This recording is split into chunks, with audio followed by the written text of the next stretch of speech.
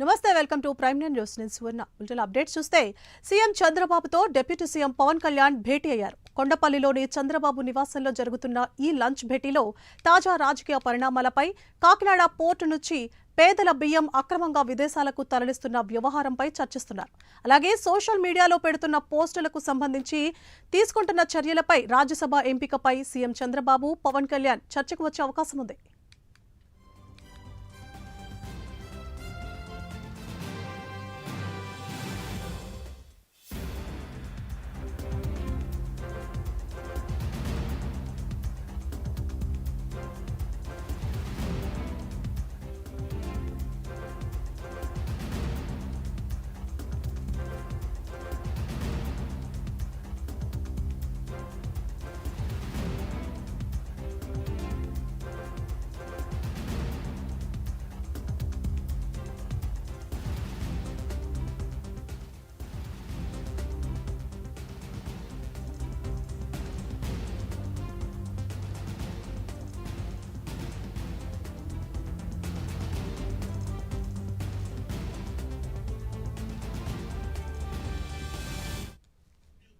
Right, ఇక ఉండవల్లిలోని చంద్రబాబు నివాసంలో AP CM Chandrababu అలాగే డిప్యూటీ సీఎం పవన్ కళ్యాణ్ మధ్య కీలక భేటీ కొనసాగుతోంది. దీనిపై మరింత సమాచారాన్ని మా ప్రతినిధి శ్రీనివాస్ అందిస్తారు. శ్రీనివాస్.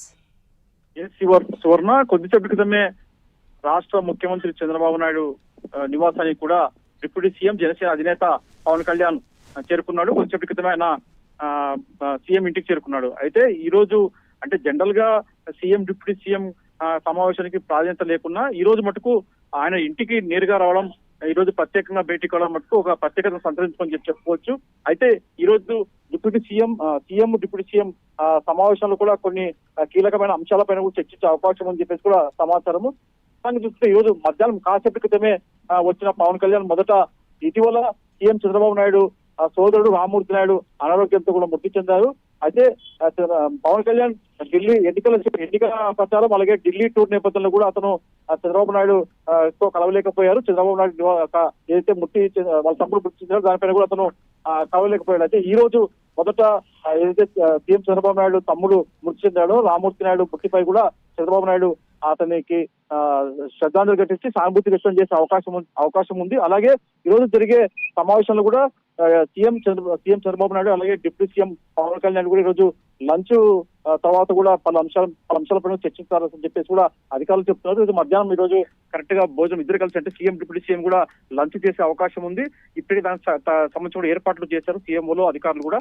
అయితే ప్రధానంగా చూసుకుంటే ఈ రోజు పలు కీలకమైన అంశాలు అంటే సీఎం చంద్రబాబు నాయుడు అలాగే డిప్యూటీ సీఎం పవన్ కళ్యాణ్ మధ్య కూడా పలు కీలకమైన అంశాలపైన కూడా చర్చించే అవకాశం అని చెప్పి సమాచారం. ప్రధానంగా చూసుకుంటే ఇటీవల ఏదైతే కాకినాడ ఎయిర్పోర్ట్ కాకినాడ పోర్టు అడ్డాగా చేసుకుని కూడా అక్కడ నుంచి రేషన్ బియ్యం కూడా భారీ ఎత్తున అక్రమంగా విదేశాలకు ఇతర ప్రాంతాలకు తరలిసినట్టు కూడా వెలుగు చూసింది.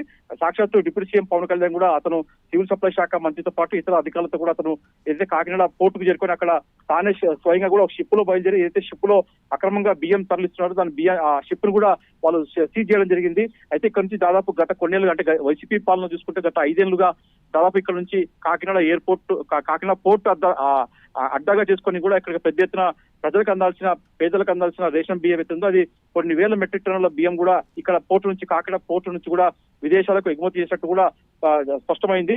దాదాపు గత 5 ఏళ్ల పాలనలో కూడా దాదాపు 40,000 కోట్లకు పైగా ఏదైతే పేదలకు అందాల్సిన రేషన్ బియ్యం ఉందో అదంతా ఇక్కడ ఆ బియ్యాన్ని కూడా ఇక్కడ నుంచి ప్రత్యేకంగా షిప్పుల ద్వారా కూడా అడ్డాగా చేసుకొని ఇక్కడ నుంచి విదేశాలకు తరలిస్తున్నట్టు కూడా గుర్తించారు.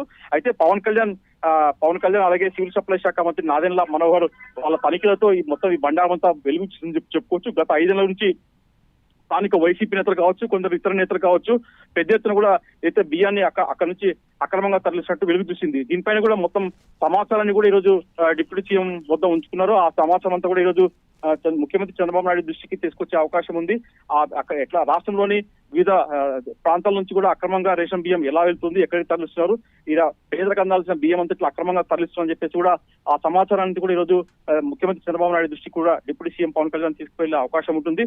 దాని తర్వాత తీసుకుంటే దీనిపైన ఎలా ముందుకెళ్లాలా అంటే అక్రమంగా రేషన్ బియ్యం విదేశాలకు తరలిస్తున్నారు, లేదంటే ఇతర ప్రాంతాలకు తరలిస్తున్న ఏదైతే ఈ బ్లాక్ అక్రమ వ్యాపారం చేస్తున్నారో వాళ్ళని ఎలా కట్టడి చేయాలా, వీళ్ళని ఎలాంటి కేసులు పెట్టాలా దానిపైన కూడా చర్చించే అవకాశం ఉంటుంది. ప్రధానంగా దాంతో చూసుకుంటే ప్రధానంగా ఏదైతే ఇటీవల పవన్ కళ్యాణ్ ఢిల్లీ టూర్ కి వెళ్ళొచ్చారు. పలువురు కేంద్ర మంత్రులతో పాటు ప్రధానమంత్రి మోడీతో కూడా ఆయన భేటీ అయ్యారు. రాష్ట్రానికి సంబంధించిన వాళ్ళ అంశాలపైన కూడా చర్చించారు. రాష్ట్ర అభివృద్ధికి, పర్యాటక రంగానికి కావాల్సిన నిధులు మంజూరు చేయాల్సింది కూడా అతను విన్నవించారు. ఇలా కేంద్ర మంత్రులతో పాటు ప్రధాని మోడీతో ఏదైతే సమావేశమయ్యారో ఆ సమావేశానికి సంబంధించిన వివిధ అంశాలను కూడా ఈరోజు డిప్యూటీ సీఎం పవన్ కళ్యాణ్ ముఖ్యమంత్రితో చర్చించే అవకాశం ఉంటుంది. ఇంకా రాష్ట్ర అభివృద్ధికి అలాగే వివిధ అభివృద్ధి సంక్షేమ పథకాలపైన కూడా ఈ రోజు ఇద్దరి మధ్య చర్చించే అవకాశం ఉంటుంది. కొన్ని కీలకమైన అంశాలపైన కూడా చర్చించే అవకాశం ఉంటుంది. అలాగే ప్రధానంగా ఇటీవల సోషల్ మీడియాలో చేస్తున్న ఏదైతే కేసులు ఉన్నాయో ఆ కేసులను వ్యవహారం పైన కూడా ఈ రోజు ఇద్దరి మధ్య చర్చించే అవకాశం ఉంటుంది. సోషల్ మీడియాలో అసభ్యకరమైన పోస్టులు చేస్తూ వచ్చారో వాళ్ళపైన ఇంకా ఎలా కఠినమైన చర్యలు తీసుకోవాలని చెప్పి చర్చించే అవకాశం ఉంటుంది. అలాగే రాష్ట్రంలో అయితే ఈ దందాలకు పాటుపడిన వాళ్ళపైన కూడా ఎలా ముందుకు వెళ్లాలా, గత వైసీపీ పాలనలో రాష్ట్రంలో పెద్ద ఎత్తున కూడా దందాలు చేస్తారు, దాని కూడా చర్చించే అవకాశం ఉంటుంది. అలాగే ప్రధాన చూసుకుని ఇప్పటికే ఏదైతే ఈ రేషన్ బియ్యం సంబంధించి కూడా ఇప్పటికే సచివాలయంలో మంత్రి నాదెండ్ల మనోహర్ అలాగే వ్యవసాయ శాఖ మంత్రి అచ్చెన్నాయుడు ఆధ్వర్యంలో కూడా ఒక సమావేశం కొనసాగుతుంది. ఆ సమావేశంలో కూడా ప్రధానంగా ఈ అక్రమ బియ్యం రవాణా పైన కూడా ప్రధానంగా చర్చించారు. అయితే అక్కడ కూడా ఇద్దరు మంత్రులతో పాటు విజిలెన్స్ అధికారులు అలాగే పోలీసు ఉన్నతాధికారులు కూడా ఈ సమావేశంలో పాల్గొన్నారు. ప్రధానంగా అక్కడ కూడా ఏదైతే ఈ రేషన్ బియ్యం అక్రమంగా సరఫరా చేస్తున్నారో దానిపైన చర్చించారు. దానిపైన కూడా మంత్రి మండలి సమావేశంలో కూడా ఏదైతే ఈ పేదలకు అందాల్సిన రేషన్ బియ్యం ఉందో దానిపైన ఫోకస్ పెట్టారు.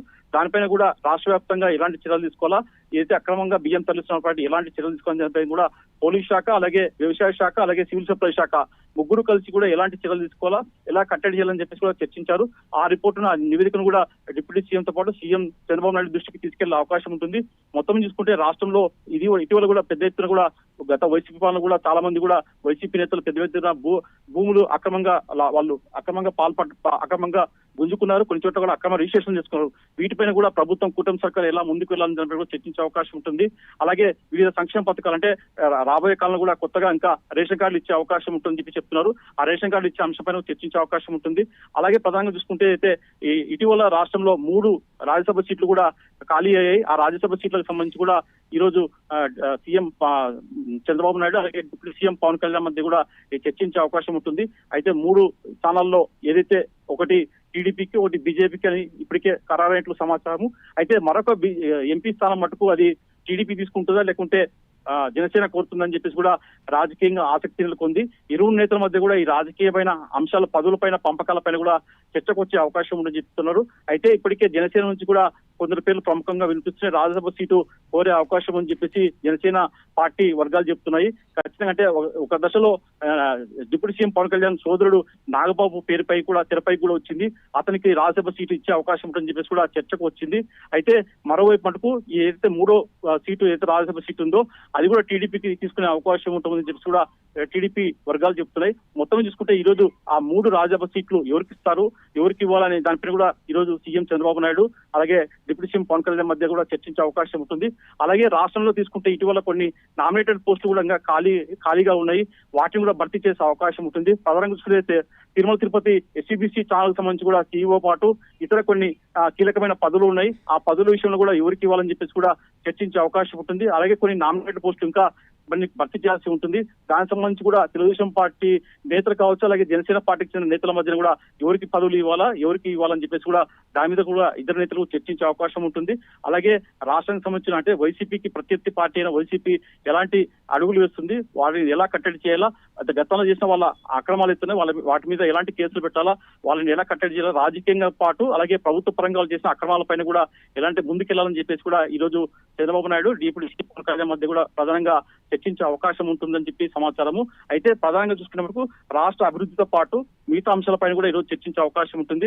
రాష్ట్రానికి సంబంధించిన వివిధ అభివృద్ధి పథకాలు అయితే కేంద్రం నుంచి ఏదైతే నిధులు వస్తున్నాయో దాని మీద చర్చించే అవకాశం ఉంటుంది. అలాగే పోలవరం ప్రాజెక్టు కావచ్చు అలాగే ఏదైతే అమరావతి నిర్మాణం కావచ్చు దీనిపైన కూడా చర్చించే అవకాశం ఉంటుంది. ప్రధానంగా డిప్యూటీ సీఎం పవన్ కళ్యాణ్ సంబంధించి కూడా ఢిల్లీలో పర్యటన నేపథ్యంలో కూడా కొన్ని అంశాలు మీడియా వాళ్ళు కూడా అక్కడ అతని దృష్టికి తీసుకోవడం జరిగింది. దాని మీద కూడా ఈరోజు చంద్రబాబు నాయుడుతో చర్చించే అవకాశం ఉంటుంది. Suvarna. Right, thank you for the update Srinivas.